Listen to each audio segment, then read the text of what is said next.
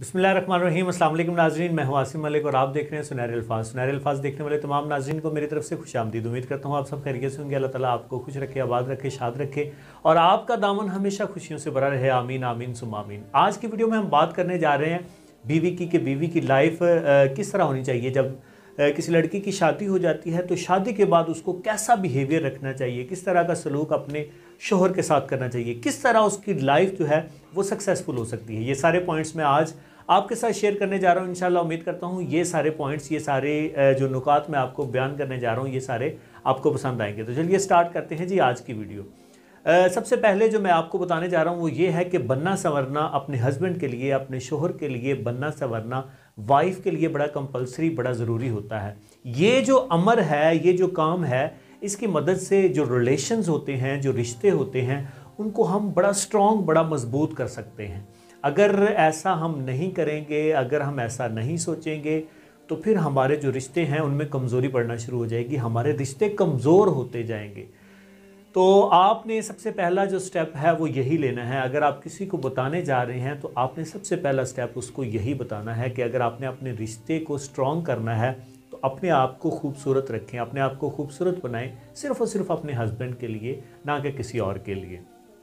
उसके बाद अगर आपके हस्बैंड जो हैं वो अपनी फैमिली के बाकी जो मेंबर्स हैं, बाकी जो फ़र्द हैं फैमिली के, उनके लिए कुछ वो ख़र्च करना चाहते हैं, उन पे कुछ खर्च करना चाहते हैं, उनको कुछ ला के देते हैं, उनको कहीं ले के जाते हैं, सैर व तफरीह पे ले के जाते हैं, कुछ खाने पीने की चीज़ें ला के देते हैं, खिलौने वगैरह बच्चों को ला के देते हैं, तो कभी भी इसका इशू ना बनाएं। अगर आप चाहती हैं कि आपकी इज़्ज़त बढ़े, अगर आप चाहती हैं कि आपकी रिस्पेक्ट करें सारे, तो आप कभी भी ऐसी बात का इशू ना बनाएं।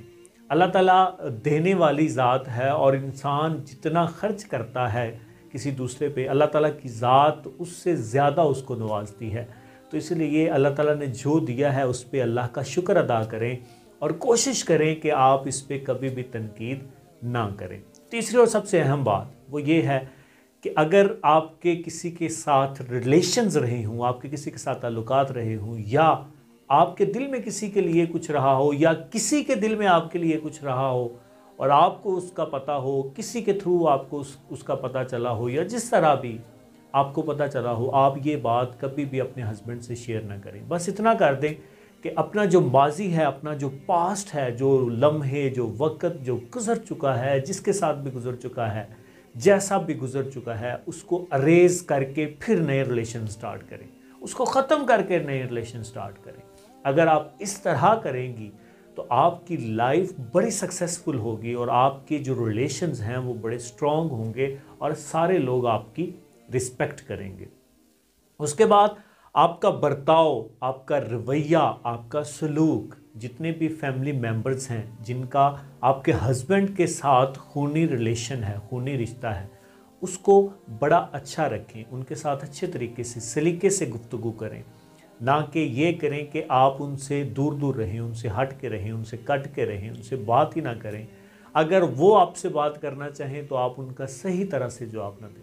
इस तरह आपके जो रिश्ता है उस पर बड़ा असर पड़ेगा, बड़ा गहरा असर पड़ेगा और आपको फिर बहुत सारी परेशानियों का सामना करना पड़ेगा। तो अगर आपके दिल में ये ख्वाहिश है, ये तमन्ना है कि आपकी जो लाइफ है ये सक्सेसफुल लाइफ, हैप्पी लाइफ हो, फुल ऑफ हैप्पीनेस हो आपकी लाइफ, तो आपको इन सारी बातों पे अमल करना होगा। अगर आप इन सारी बातों पे अमल नहीं करेंगी तो आप एक अच्छी बीवी नहीं बन सकेंगी, आपकी लाइफ जो है वो इतनी सक्सेसफुल नहीं हो सकेगी। आज की वीडियो बस यहाँ तक। उम्मीद करता हूँ वीडियो पसंद आएगी। वीडियो पसंद आए तो वीडियो को लाइक करना और वीडियो को दोस्तों के साथ शेयर करना ना भूलिएगा। इंशाल्लाह फिर मिलेंगे एक नए टॉपिक के साथ। दुआ में याद रखिएगा। अल्लाह।